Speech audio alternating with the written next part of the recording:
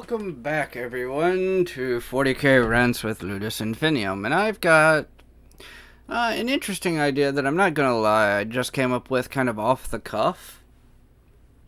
What would the Horus Heresy have looked like had it not had to follow a specific storyline? Now, to kind of clear up what I'm talking about here, this is where, like, there's no specific storyline. It's both forces, and they don't act outside of normality just to continue the story. So, for instance, there's a lot of, we'll call them inconsistencies on both sides that make it to where characters act in a way that you normally wouldn't think they would, but they do it for the plot. So, what would the Horus Heresy look like, or would there even be one, if this didn't happen? Well, let's start off with a few of the main characters, shall we? Horus. Would Horus be able to be turned due to his, we'll call them issues, his daddy issues of abandonment, and also of always feeling inadequate, not always being up to the job? So would he be able to be quote unquote tricked by the Chaos Gods? Possibly, yes. I do believe, because they are old and, quite frankly, wise enough, granted, they just don't always fucking show it, to where they can do that. So, would they be able to trick a Primarch such as Horus? Possibly. So, that stays intact. Let's go down to another key character, Fulgrim. And don't worry, I will get to Lorgar. I will. Fulgrim. Would he still be corrupted? Absolutely. Fulgrim knows best. Fulgrim finds pretty sword. Fulgrim turns into drag queen. Yes, Fulgrim still gets corrupted. Lorgar. Would he still be corrupted? Yeah, he kind of would. Here's where I think there would be a little bit of a difference. I think Lorgar would still be corrupted. I just think it would take longer, because I don't think Monarchia would happen. Because for anyone who is a fan of Arch Warhammer, has seen his Horus Heresy rundowns, he does The Last Heretic, and he brings up a kind of an interesting point. The Emperor, along with a detachment of Ultramarines, them, and he goes to burn Monarchia to the ground, but evacuate them first. And all of a sudden, a citizen throws a bottle at an Ultramarine, and they open fire with bolters. This does not sound like something Ultramarines would do in, well, any situation. So, or at least not in any situation in 30k. So I don't think Monarchia would be quite as bad. I think they would evacuate the planet. Monarchia would be burned to the ground, but the people would be fine. And Lorgar would show up, throw a hissy fit, and then, and then the Emperor would be like, yes, I did this to teach you a lesson. Here are the people. They are safe. I have not killed them. I will not kill them because you have taught them wrong. You need to go out there and teach them right. I don't think that would happen. I think it would continue to be Lorgar doing his stupid shit. And eventually he would still fall to chaos. It would just take a little bit longer because Monarchia was a serious right turn for him. Any other Primarchs really that would make a massive difference? Mortarian might actually be an interesting one to think about. Horus eventually. So in the lore, it's often said that Mortarian was a really hard Primarch to turn, and the last thing that Horus did, and essentially the only thing that Horus had, was his hatred for Psychers and saying, you know, the Emperor's essentially just screwing around with the warp. So, with this, it's kind of, would Mortarian be able to not be tricked by Horus? And this one I'm kind of 50-50 on, honestly. And this has a lot to do with Mortarian is an odd character to kind of... And also, keep in mind, I haven't done his Primarch video, so I haven't delved too deep into him. This is just based off what I know from Fly of the Eisenstein and what little lore I do know of Mortarian. He does have a hatred of Psychers, but would that be enough to turn him against the Emperor? And I don't think so. But again, that could really go either way. So, I'm leaning no on this one, but open to hearing both sides of the argument. Angron. No, Angron's pretty much fucked from the get-go.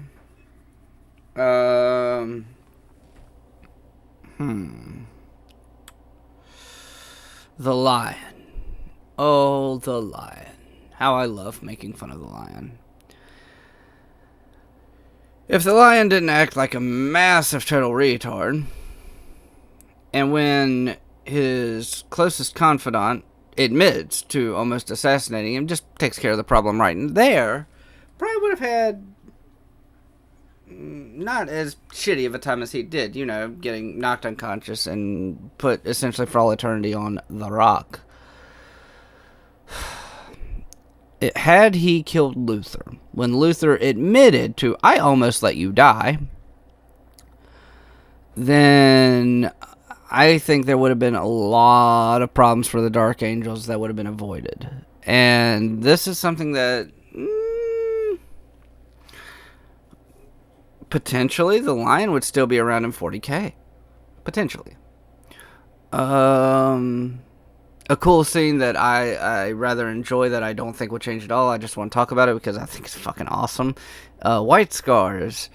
There's when they're at Prospero, there's almost a civil war within the White Scars. And essentially what stops it is Jagatai Khan comes back up to the ship. And the leader challenges him, and he swiftly kills him. And he essentially says, look, we don't have time for this bullshit. If you really want to do this, we'll do it later. And they're just like, okay, daddy. And there's a little bit more to it than that, but not very much more. And I absolutely love that. I do think that would play out the same way, but it's one of those things where it's just so funny reading that. Trying to think of other Primarchs who would potentially change. Sanguinius wouldn't. I think almost none of the Loyalists would. As far as traitors go, Conrad Kurz wouldn't. Didn't Mortarian, Fulgrim, Angron. Alfarius Omegon I don't really think matter. They matter about as much as the fucking Dark Angels at this point. One's loyal, one's traitor, and no one knows which is which.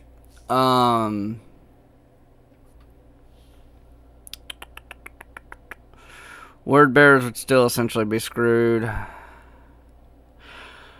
Overall, I think there would be a difference in the Horus Heresy, but not too terribly much of one.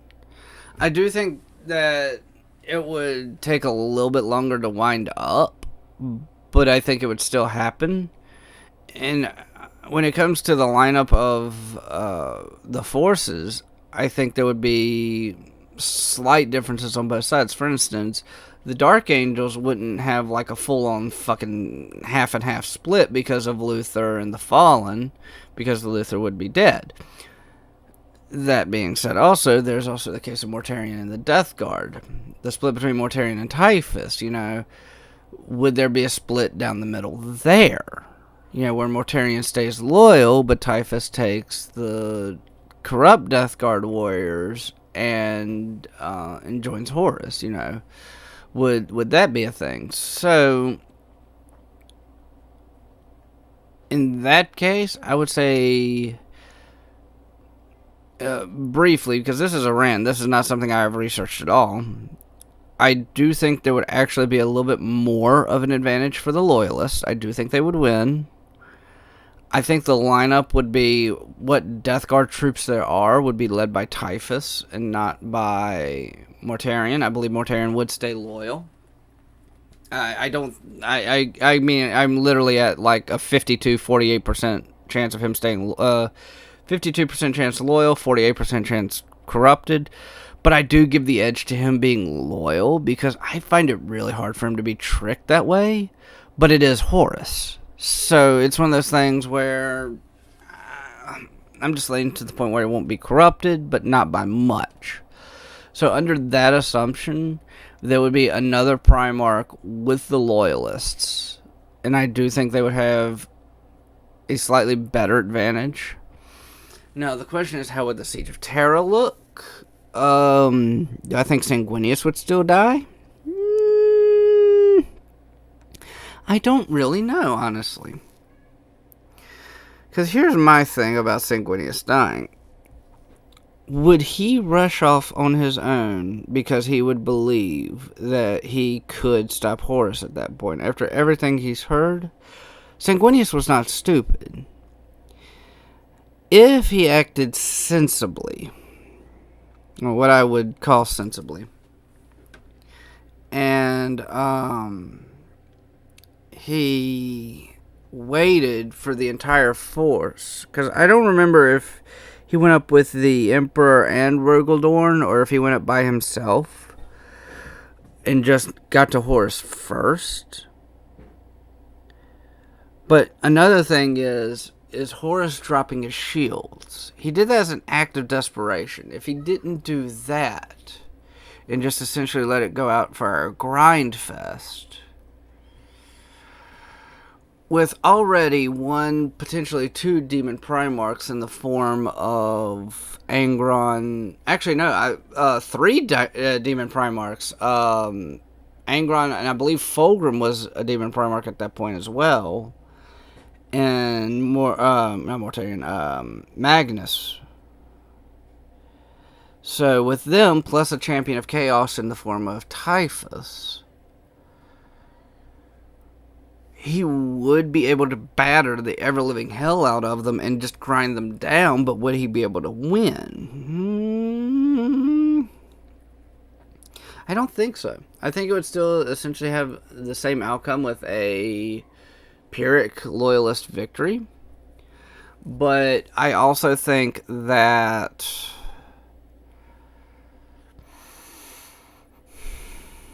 I say this with almost complete uncertainty, but Sanguinius would still be alive.